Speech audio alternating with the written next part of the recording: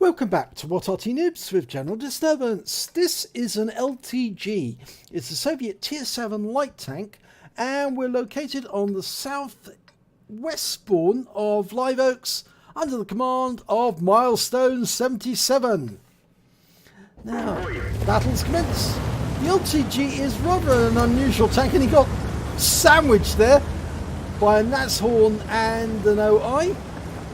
It's an unusual tank because it was a project to try and design a tank with a very low chassis, and the only way they could do that was to fit the driver into the turret so that the driver was rotating in a seat that was always facing the direction of travel, not the way that the turret was facing. So the turret might be swiveling round, but the driver's always going to be facing in the direction of travel. And he's got a little periscope on top of the vehicle there, which will actually show him what's actually happening in front of the vehicle. Very unusual arrangement. Okay, he's trying to spot there in the middle of the water. T-34 85 and a T-150 over there. He's knocked a tree down to provide extra cover, drop back into the water, but if he drops too low into the water he might drown, because it's a very low profile tank, and that helps its camo qualities. Okay, he's aiming towards the railway line. Nobody yet. Oh no, we can see some now, but they're the other side of the railway line. He's not spotting them. Oh, but he is spotting that T-43 who just went through the dip. And he spotted a KV-2 going through as well. Now, he's a light tank, so his job is to spot the enemy and enable his team to hit them. But from this position, he's not going to get much damage on the enemy. So he's moving forward. And he can spot from here. Trying to get a shot into that M4. Oh, that one didn't go through, so he's pulled back. Doesn't want the Super Jumbo to shoot him, but he's got a VK3601H next to him, and I think that's what the Super Jumbo was aiming at. He might not be able to see Milestone, but just in case he did, he's pulling around and trying to stay as low as possible. Don't drown, whatever you do, so that the Super Jumbo can't shoot him. Yet the Super Jumbo's aiming at the VK. So he's moving into a position so he can, and there's a T-43, fires around into his engine bay for 188, gets below the ridgeline, he can't return fire on him, but of course he is drowning whilst he's there, so he needs to pop up every now and then to get some air, and then pop back down again. It's a very awkward place to be if you're in a low profile tank, and the VK was taken out.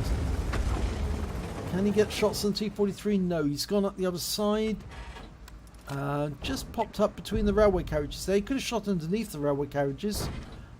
And the Super Jumbo's gone unsighted, so we can't hit him now. Oh, Super Jumbo's firing at the OI. He's firing HE rounds. So we're going to try and get into a position we can shoot. There's the T-43. He's on the other side of the railway carriage, on top of the bridge. And we've just spotted a Hellcat over there, so we've had to pop back into the water again. So they're certainly getting their bath, this crew. They're in a very odd situation. Nope, can't get shots there. The reload time is 5.39 seconds. It's quite decent. And the gun is an 85mm, no, yeah, it's an 85mm with 180 alpha and 144 penetration.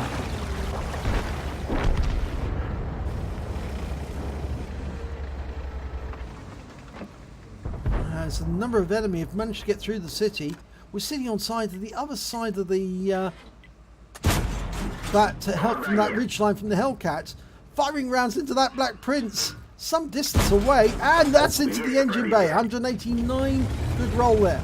That Hellcat must be really annoyed because there's nothing he can do about it unless if he comes over the edge, he's going to get hit.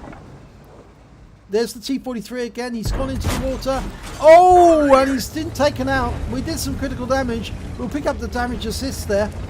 I think we hit the tracks, tracked him in the water, and then our teammate, the T-29, took him out. Now, few tanks have made it out of the city, an OI and a Black Prince. Gonna try and get that Hellcat, I think. We are fairly nippy. This is a nippy light tank. It can do 63 kilometers an hour forward, and that Hellcat's totally unaware that he's been spotted. Oh, he is now. Too late, sunshine. He put a round into us for 223, but we're going to get revenge. Yep, he's out the game. And that round came in from the KV2. He missed, but he did spot the KV2 for some damage. He's going back below the ridge line. That gives him some cover. And I think he's going to continue to spot the enemy tanks and allow our Arty to keep working on them.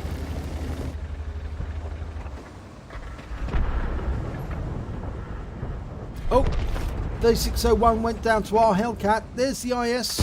Fires around him, but it bounces off the armour. There's the OI. Now it's side onto us, so we can get around through his armour.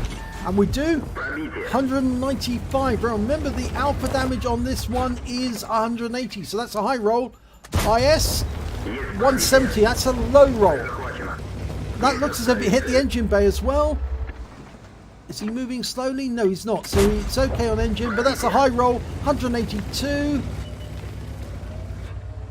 Continuing to harass these enemy tanks, but staying out of range so they can't respond. Oh, we just took out the KV2. Nice little kill there. Now we're approaching the IS. Going to try and come up behind the IS. He knows it here, unfortunately, and yeah, the OI fires at us. Well, we take out the IS with a round, and we're approaching now the OI.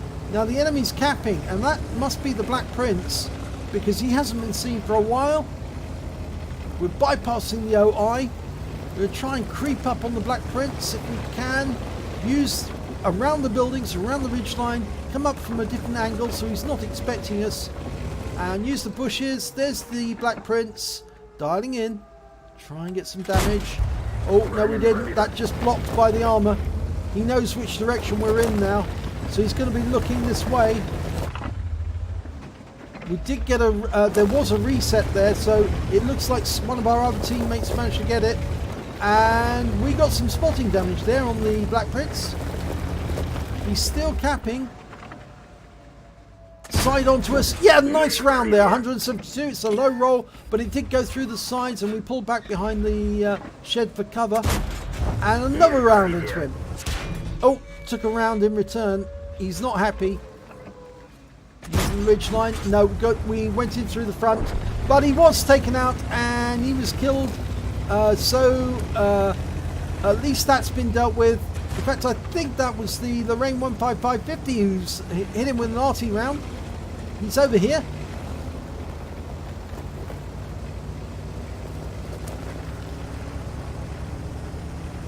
Okay, remember this is shallow water and we're a very, very shallow tank. So, yep, it goes deep at this point, so you're going to get wet into the water again. Whatever you do, don't drown in that water.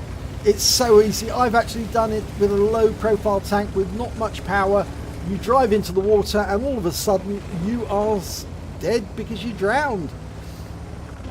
There was no way of getting out of the water in time. But the LTG is tall enough that it can get through that water. Now, they never put this tank into production, unfortunately, because they had the LTTB, which was the next development. As I said, this is a tier 7, the LTTB tier 8.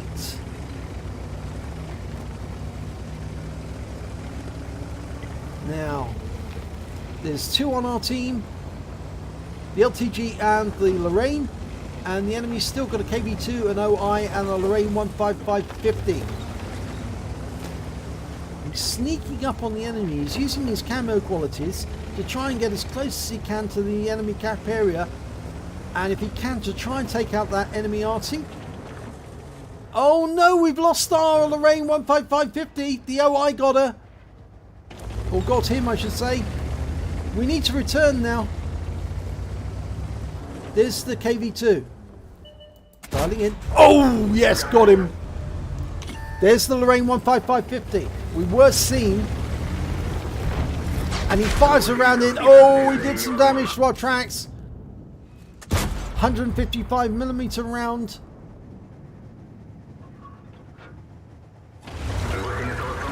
Okay, we're back into action. So it's 2 against 1 now. But remember, the OI is down at the other end of the map near our cap, and he probably will start capping very shortly. The Lorraine, well, he's somewhere up ahead, but he will move. He's got a 40-ton chassis. Oh, he went over that bump. Never go over that bump. It's solid. You will jump into the air as if it's dragon's teeth. He's looking for that Lorraine 15550. The thing is, it's such a fast little Arty, and he went into the cap there, and there's the Lorraine. He's found him. He can drive through that building, but he doesn't. He goes around the outside, puts 1 round in, and tries to avoid the 155. He does, takes out the Lorraine. It looks like he's going to head for the cap, and that may be a mistake because the enemy will probably start capping the moment he goes in.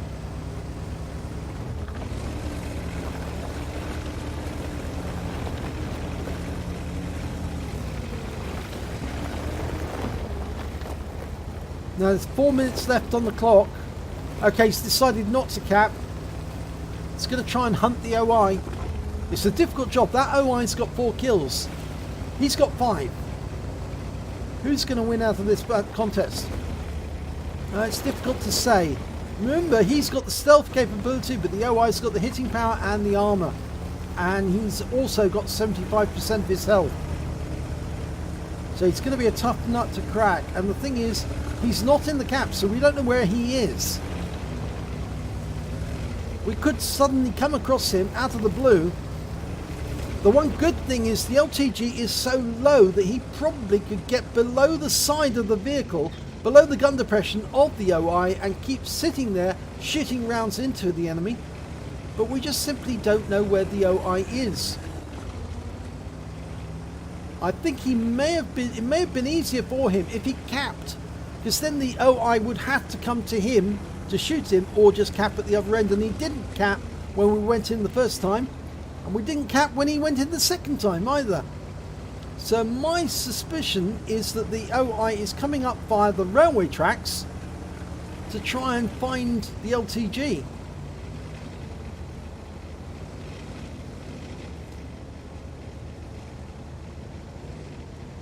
Yeah, he's nowhere to be seen. Now it's this little cupola on top of the vehicle. That's the observation device for the driver. He's sitting inside the turret, but that seat inside the turret swivels whichever way the vehicle's moving, so the driver can always see, fixed ahead, exactly what's going on. Even if the turret's turning a different way, he's always facing the direction of travel, and he's using the observation device to drive. Well, that's the 2-minute warning. If he doesn't get in the cap soon, he's not going to be able to cap out and win. Oh, I think this may be a mistake. He's going up around the other way. If he'd gone up the railway line, I think there's almost a certainty he would have found the OI. And by going back to his own cap, he's giving up on any chance of capping out.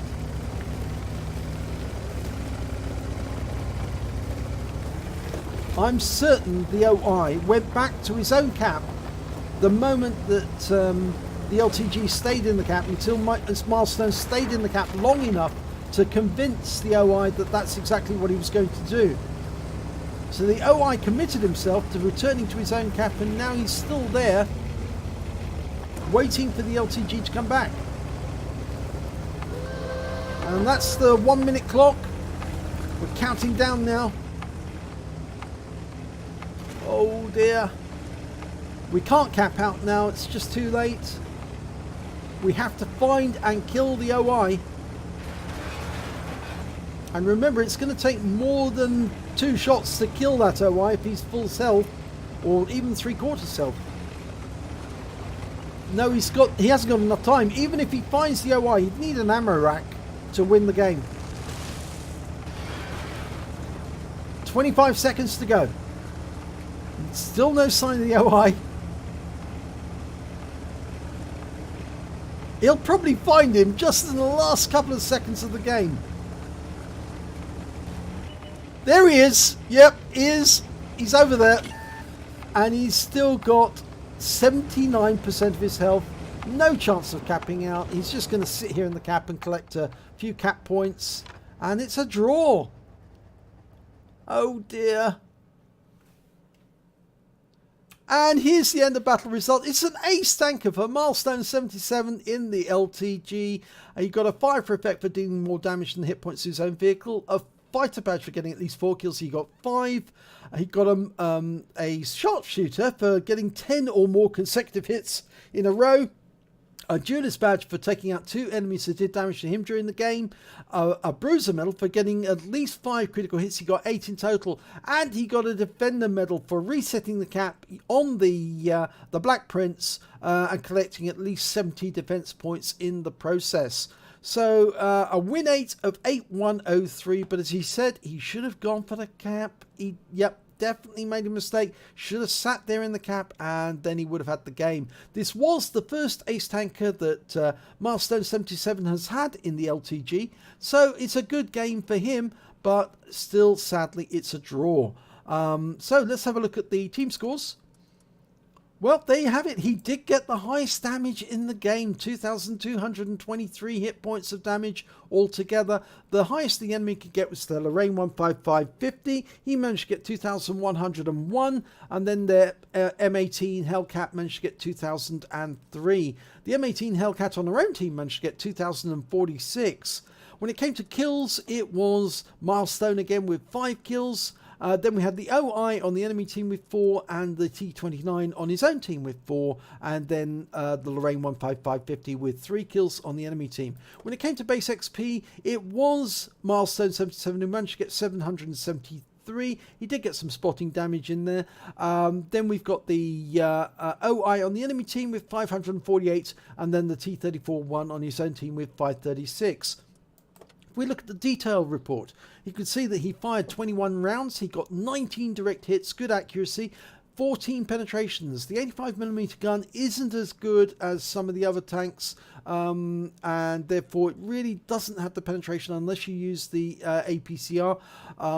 He did damage of 2,223 hit points, of which 572 were at more than 300 meters. He received 2 hits from the enemy, both of them were penetration. The LTG doesn't really have much armor. It sacrifices the armor for speed.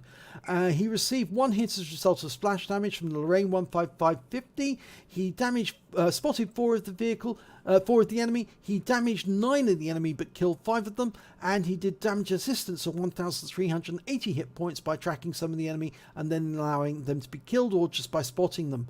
He also got 73 defense points when he reset the cap with the Black Prince.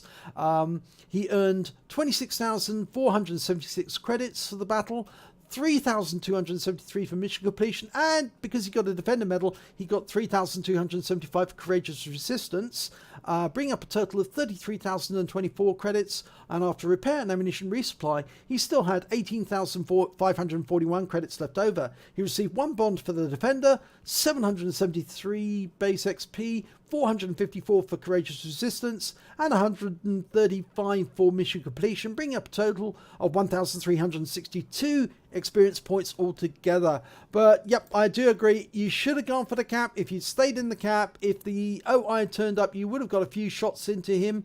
At least you would have known where he was, and you could have sniped at him from a distance until either he gave up the ghost and died, or at least then it could have been a gun battle, and you could have used the camo qualities of the LTG to take out that OI from a distance. So sad that you didn't try for the cap, but there again, maybe next time you'll get it right. At least you got a defender medal out of it. So if you enjoyed this replay, please give it a like and do subscribe to our channel, and hopefully it'll be your replay that I'll be speaking about, or will be showing in our next video.